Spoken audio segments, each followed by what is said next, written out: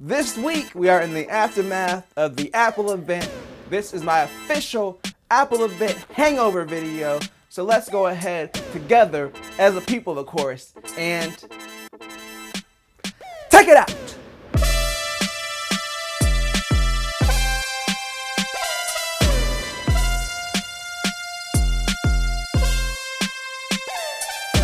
And welcome to another sensational Saturday. This is Mike, and this is Mike Texted Out, and of course, this week, I'm talking about the Apple news. I wanted to get a video out earlier, but my feelings were still coming together because honestly, this event, I was really excited about it, y'all, and I didn't just want to come and just blast a bunch of excitement, nonsense at y'all. I wanted to have some time to think about it, and also this was just a real busy week, so I was like, I'm gonna just keep my Saturday video as normal, and even though the news was a few days ago, we can still talk about it because there's a lot of stuff to discuss from the event, and if you watched it, you know that the event opened with the HomePod Mini, which was actually funny because in my obligatory iPhone 12 predictions video, I mentioned that they're probably going to have another announcement, which was either going to be the Silicone Mac that's coming out by the end of the year, or maybe it might be the HomePod, but I thought it was wishful thinking. So I was super excited when I saw the HomePod Mini because as someone who's had a HomePod for about 2 years now, it's pretty good. Now, I'm not going to say that as a smart speaker that is caught up to the Echo or the Google Home, because it definitely hasn't. I think it's, what is it, the Nest Hub now? Is that what they call it? It definitely hasn't as far as its capabilities. It doesn't have nearly as many skills. There's still stuff in my house that doesn't work with it, like my Logitech Harmony Hub, which I still don't understand. That's like the one thing, like if the Harmony Hub worked with it, the Echoes would be gone. But as far as the way that it handles requests, like how fast and how well it understands people, it's way ahead of all the Echo stuff that we have in the house. But I'm definitely excited about the Mini, and as soon as the pre-order is up, we're gonna go ahead and pre-order it. I'm getting one day one to kind of go with the HomePod Mega. See, get it, Mini and Mega. Anyway, I toyed around with the idea of getting a second HomePod for a while, and the Mini is only gonna be $100. So that's a really good price point in my opinion. So while the original HomePod, you know, it is expensive, it is a really good speaker, and I did an in-depth review on this last year, and a lot of it still holds true, and that review is mostly negative on the HomePod. And it's true, I couldn't recommend someone buying the HomePod at the time for $300, but now that the Mini's coming out, as long as that thing sounds good, if it sounds, you know, close to the original HomePod, but just smaller, like the same sound but smaller, that's fine, that's still good, and that'd probably be more than good enough for like a small living room or a bedroom. So I'm excited to get my hands on it and really hear the audio difference. They're also adding some weird software features, like if your phone gets near it, I think it shows what song's playing on the HomePod. And then it says something about it'll use haptics to match the bass of the song, like so your phone will like tap in your hand. It was weird. It's like one of those Apple things that they added in that no one's ever gonna use or care about. I don't see like someone coming to my house and they have an iPhone and they hear some music playing from the HomePod and they're like sticking their phone near it. They're like, ooh, what song is this? And then they're feeling the taps and stuff and they're hearing like, oh yeah. That's how I like to listen to music, them taps. You felt them taps before? No one's gonna do that. I might do that the first time. But one feature I thought was really cool was they're finally adding like the walkie-talkie type thing, like the page feature that the other assistants like Google Assistant and Amazon have had for a while, where you can actually page other Echoes in the house. But they stepped it up to the next level because it's gonna work with the iPhone, and it's also gonna work with CarPlay. So like you can actually page someone on CarPlay, like on their phone connected, but they're in their car, and they'll get the message and they can reply back and it'll just go directly to that HomePod. If you wanna send it to all the HomePods or all the devices, you're gonna be able to do that. So I'm really excited about that feature, especially because I use CarPlay a lot. So if I'm in the car, it'd probably be easier for someone just to send me a voice message than to send me a text message and have Siri read it out loud, because it always feels really awkward. So I'm excited. Like, I'm honestly, like, no lie, like that's a great ecosystem hook. Like that alone, like if your whole family's on iPhones and you want to get a couple of HomePod Minis to take around the house, it's kind of like a quick walkie-talkie to page somebody while they're on their phone, you can do that. Like that's not unreasonable now that they're gonna have a $100 HomePod. And then after that, we went directly into the phones because that's all this event was. Now, I went into this event and I mentioned it in my predictions video. I said, I'm fine with my phone. I'm not upgrading. And now I have an iPhone 12 Pro pre-ordered.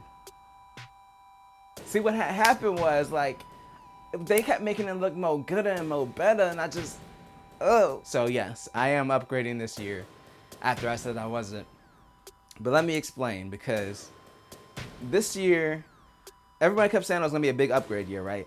And I looked at all the rumors beforehand. I mentioned that in the predictions video about the Mini. I actually made that video right before the name leaked for the iPhone 12 Mini. It was just the smaller 5.4-inch iPhone, and then the two 6.1-inch ones, and then the Max, going to 6.7 inches this year. So all this stuff happened, and I was looking at all these leaks, and I was like, to me, this doesn't feel like a big upgrade year. It didn't feel like a big upgrade year to me. I was like, it's cool, but I didn't see anything or hear anything compelling enough for me to want to upgrade. But then they kind of sold me on the Pro with the camera feature. Let's talk about all the phones. Let's talk about the Mini and the regular 12. So it's interesting, right? They moved all the phones to OLED screens this year, because last year the regular 11 still had an LCD screen, and then if you wanted the better OLED screen, you had to step up to the Pro. So they moved the regular 12 to OLED, but they also bumped it up from $699 to $799, and then they came out with this smaller Mini at $699, where the regular phone, like the regular 11 and the 10R before that, were at price-wise. So now the smallest phone is technically at the price that the regular iPhone used to be, like the one that most people would buy. So it's gonna be interesting to see how the Mini, sales-wise does, because I also feel like it's kind of a niche phone. Like, who would want a phone that small? I mean, personally, I would. I was actually looking at it and I was kind of jazzed. I was like, I could see myself with a Mini. But will people save the $100 and get the smaller phone, or will they just, pay the extra $100 to step up to the iPhone 12? But other than the size and the battery life, they're identical. So the Mini has 2 hours less battery. It's supposed to have 15 hours. This is based on like video playback. And then the regular 12 has 17. Smaller phone equals smaller battery, so that does happen, especially if it's the same processor. And RAM and all that stuff, well, RAM we're not clear on because they haven't said. But it's going to be the same camera, so it's going to have the wide and ultra wide, just like the iPhone 11 did last year. It's not going to have the third camera, any of the fancy new camera features like the Pro models are going to have. But it does have the A14 Bionic, which apparently is supposed to be 50% faster than the A13 Bionic. But at that point, what does that even mean? Because I'm using my Pro right now, and it doesn't feel like a slow phone at all. Like, I can't imagine it being like that much faster and it making a meaningful difference. Like, as far as the iPhone, it kind of plateaued as far as performance. Not that that's a bad thing. I'm glad that Apple still continue to innovate on their chips, especially now that they're moving their Macs over to Apple Silicon.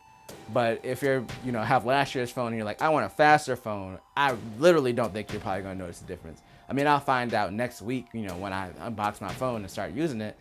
But I doubt that there's going to be that much of a difference from last year. Unless you're running like a much older phone, then you're definitely going to notice a difference. But that's just because, if you have a 3 or 4 year old phone and you get a new one, then of course you're going to notice a speed difference. Either way, somehow they got 50% more performance allegedly than last year's A13 Bionic, which is cool. But other than that, the regular iPhone 12 is smaller than the iPhone 11 was last year, because now that they're able to move to an OLED screen, they can shrink the body down. They won't have as thick of bezels around the screen. So it's one of the compromises they had to make by using an LCD panel. So yeah, it makes sense that the 12 is going to be smaller. Really, if you don't care anything about those extra camera features, now don't mean that if you don't care about taking pictures, because let's be honest, they have good cameras anyway. They're still going to have good cameras, the regular 12. If you just want to take your normal pictures, it's going to be more than good enough for that. If you want to, do something that's a little bit more professional, have a little bit more control in post-production, then that's where the Pro makes sense. And this is the year that they finally fleshed that out a lot more. Other than that, they also are adding night mode to the front-facing camera, and that's coming to all the models.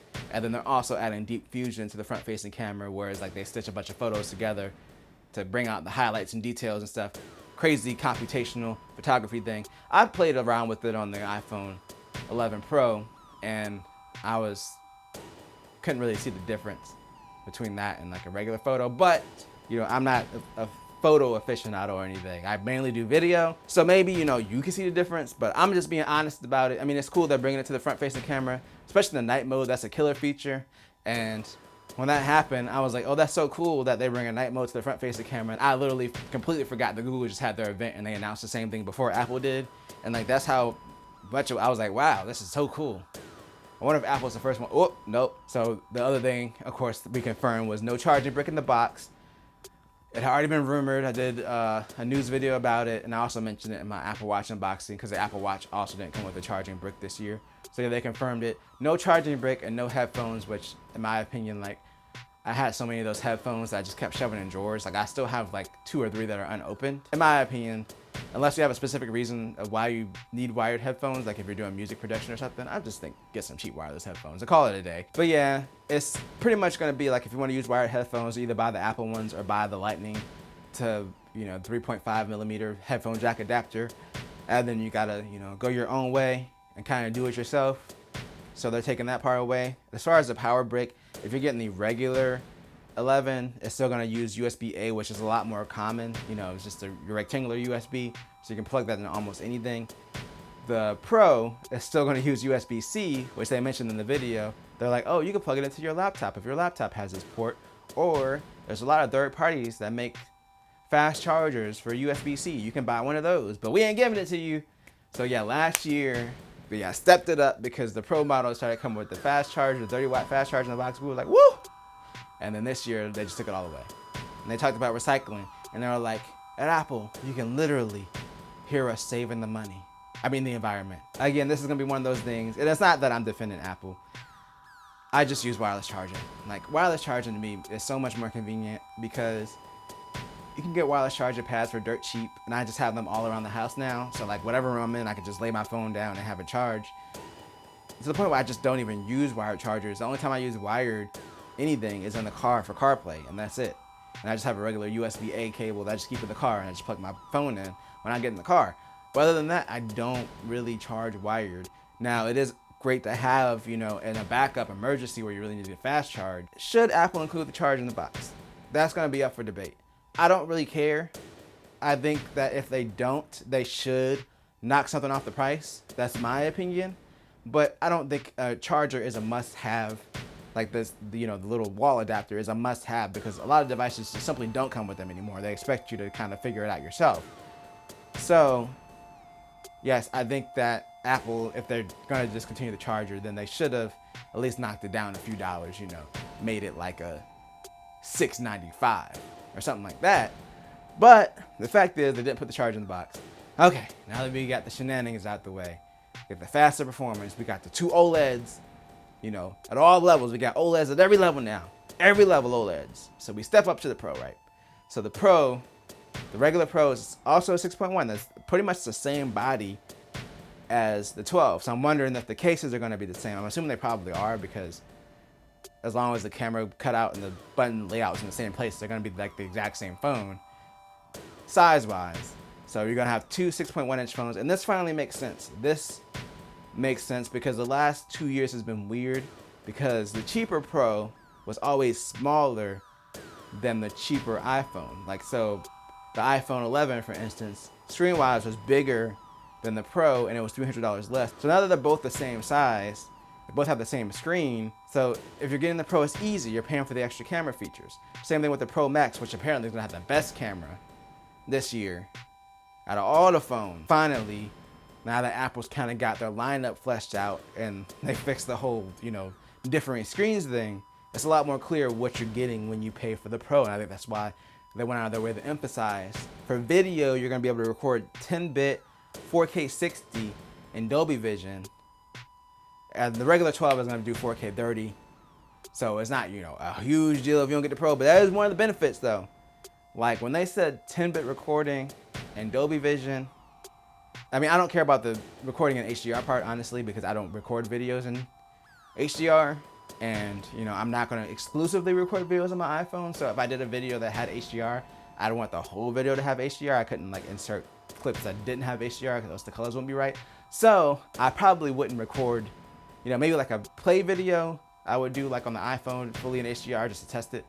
But I'm just wondering if there's going to be an option to just record, 4K 60, not in HDR with 10-bit. I don't know how granular the options are going to be because Apple's always been very picky about what they give you access to as far as in the camera app. So I'm hoping that you can get the higher bit rate without necessarily getting the HDR with it. But we'll have to see, or I'll have to see once I get my hands on the phone next week. But that was kind of the first thing that sold me, along with the fact that they're doing a navy blue. And let's be honest, it's my favorite color. Navy blue is literally my favorite color. So when I saw the navy blue, I was like, you know what? 11 Pro, we had a strong relationship, and we still good. We really good friends, but we ain't best friends no more. So you gotta go. It's gonna have the third camera.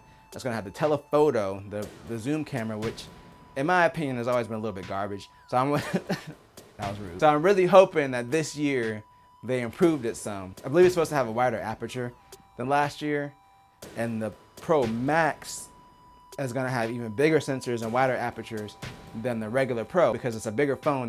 They put bigger sensors in there, which means that they can technically capture more light, more information, and wider aperture, which also brings more light in.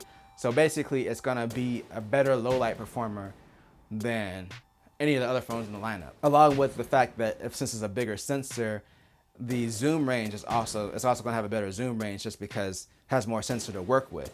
So yeah, if you really want the best phone camera in the iPhone lineup, then you get the Max, but it is like even bigger this year. And I remember when I had the XS Max, it was hard to deal with. It was a hard phone to carry around. I legitimately, by the end of it, I was like, I literally hate this phone. Aside from that, there also is gonna be some new Apple RAW format it's basically gonna be like a RAW photo format for the iPhone. So theoretically, this would give you more ability in post to go in and make corrections to your photos if you want to do, like, you know, professional photo editing, like take it into Photoshop or something. I'm not a photo editor. Again, you know, I do my thumbnails and Affinity Photo on my iPad. That's as far as it goes.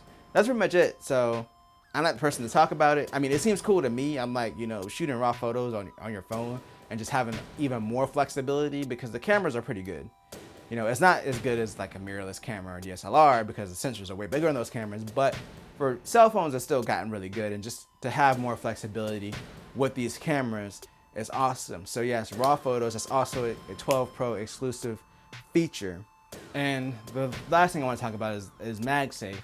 So the back of the iPhone is basically gonna have this magnetic area where you can attach accessories, or in this case, Apple's also come out with a charger that's magnetic that sticks directly to the back of the phone. Kind of like if you have an older MacBook Pro, the charger just connects to it magnetically. That was MagSafe. This is like the new MagSafe for the iPhone, where wireless chargers and accessories can connect directly to the back of the phone using magnets. And the one thing I'm definitely getting, this is gonna sound stupid, I'm getting the wallet, okay? You don't understand. When I first started to get into smartphones, you know, they're already kind of big anyway. I got the big folding wallet case, and I thought that was a great idea. And then I realized how stupid it was to have all my stuff as something that was permanently attached to my phone, because sometimes I forget my phone. But this is perfect, because literally when I'm at home, I can stick the wallet in the back of my phone. When I go out, then I just take the wallet off and put it in my back pocket if I want to, or I can just leave it on the back of my phone. I've been waiting for this for years, and the wallets look kind of cool. They look very minimalist. So I'm getting one. I'm sorry. I'm getting the Apple Wallet. I'm getting the wallet, and I'm sticking it on the back of my phone. I don't want to talk about it ever again. Like, that's just what it is. One of the reasons that MagSafe is important is because it's also going to finally increase the iPhone's wireless charging speed to up to 14 watts. So right now, with your traditional Qi wireless charger, Apple caps it at 7.5 watts. But if you use a MagSafe charger, like an Apple official one, then you can charge up to 14 watts, which is double the speed of what they currently have as far as wireless charging. Now, it's not enough for me to upgrade, because I mostly charge overnight anyway, so I don't care how fast it is. And I just got this Anchor Apple Watch iPhone charger duo thing, so I'm really not looking to upgrade. But they are finally coming out with their own foldable travel charging mat that does both the Apple Watch and the iPhone. So I was kind of excited about that as well. I probably won't get that immediately. I'm not going to say that I'm not going to get it, because I'm not going to lie to myself like that and set up false expectations. But again, I just got this Anchor charger, so let me just be happy with that for a few months, okay? Let me be happy with it before I go out and buy everything new app. So the MagSafe stuff is cool, and I'm really excited to see what they do with MagSafe in the future, because there's really a lot they could do with it as far as accessories being able to attach to the back of your phone.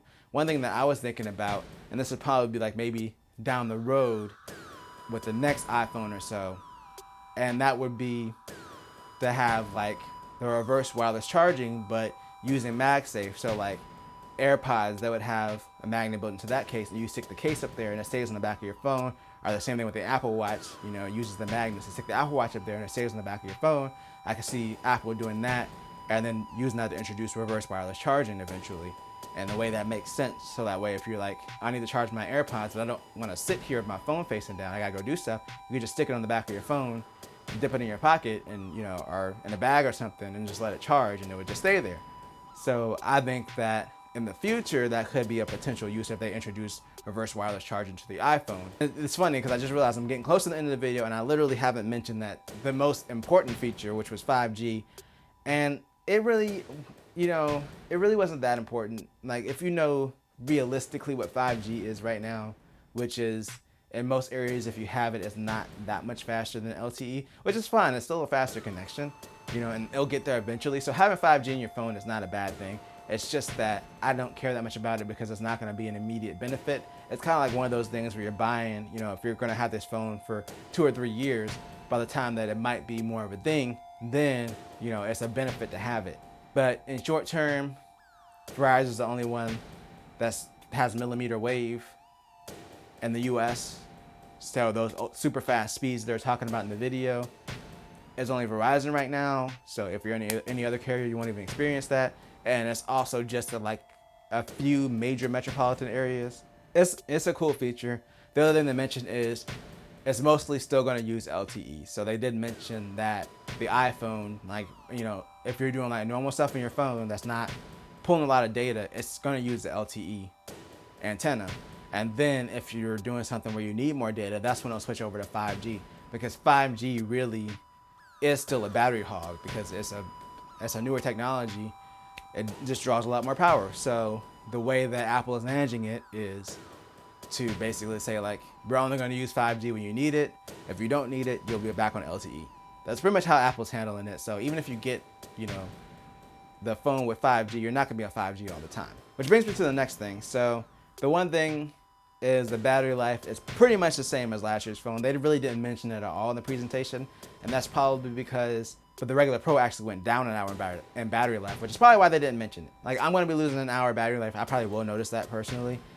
But I do want the new features that are being offered. So personally, I'm willing to take that loss. One of the rumors before the phone came out was that they were going to have the ProMotion display, like the high refresh rate display. Now that I'm seeing all this and seeing how they barely skipped by with keeping the same battery life with adding all these new features, there was no way that they're going to add the high refresh rate display this year. It just wasn't going to work unless they're going to take a major hit in battery life, you know, lose another hour or two possibly.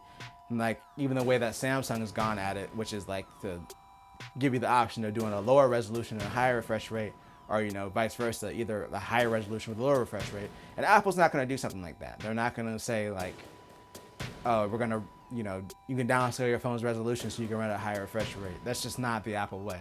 So unless they can do it in a way that's consistent, that doesn't cost too much battery life, they're not going to do it. And that's my guess as to why we haven't seen ProMotion on the iPhone yet. So once they get this, you know, 5G stuff ironed out and they can make it more efficient on the battery life, then I think we'll see ProMotion on the iPhone potentially. But that's kind of it. That's all my thoughts on the iPhone event. This is the iPhone event hangover. I'll be back on Tuesday for some kind of video when I do stuff. Promise I'm gonna do stuff. And then of course I'm gonna do my iPhone unboxing once I get that. But if you enjoyed this video, make sure to tell a friend, tell a coworker, like, share, and subscribe, and always do at least 2 things at the same time.